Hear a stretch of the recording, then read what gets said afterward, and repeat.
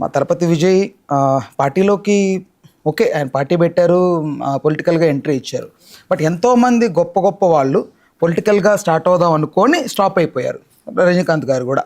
But Tirupati Vijay నిజంగా నిలబడగలరా, నిజంగా ప్రజల కోసం వచ్చిన మనిషిలా కనపడుతున్నారా? మీ మీ మీ అభిప్రాయం ఏంటి అసలు దీని పట్ల? కానీ ఆయనకి ప్రజల కోసమే రావాలని ఉంది. అతని ఉద్దేశం కరెక్టే, కానీ అతని ఉద్దేశం నెరవేరదు.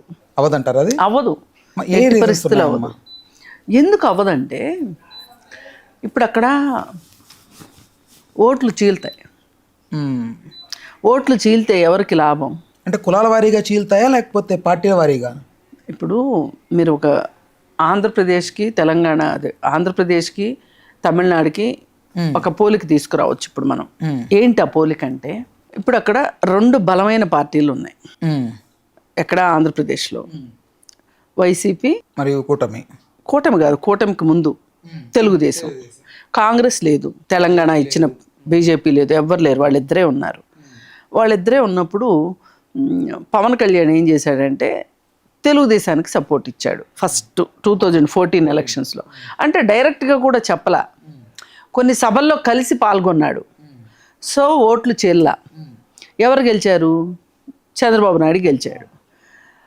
సెకండ్ టైంకి వచ్చేసరికి 2019కి వచ్చేసరికి తను ఇండిపెండెంట్గా తను కూడా పోటీ చేశాడు. ఎవరు? పవన్ కళ్యాణ్.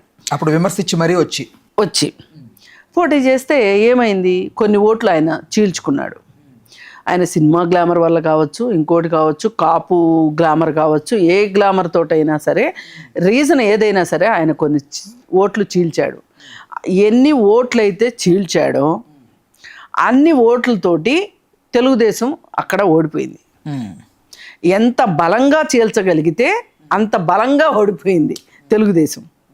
అందుకే 23 సీట్లకి పరిమితమైంది. ఇప్పుడు కొన్ని 1000, 2000, 3000 మనం చరిత్రలోకి వెళ్ళి కూడా చూసుకుంటే 2004 ఎలక్షన్స్లో, 2005 ఎలక్షన్స్లో అప్పుడు లోక్సత్తా వచ్చింది. లోక్సత్తా ఓట్లు చీల్చింది. అది ఎవరికి ఉపయోగపడింది? వైఎస్ఆర్కి ఉపయోగపడింది.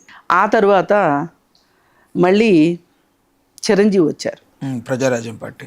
ఎవరికి ఉపయోగపడింది? అప్పుడు తెలుగుదేశం గెలవల, కాంగ్రెస్సే గెలిచింది అప్పుడు కూడా. అయితే వాళ్ళు కొన్ని సీట్లు సంపాదించుకోగలిగారు.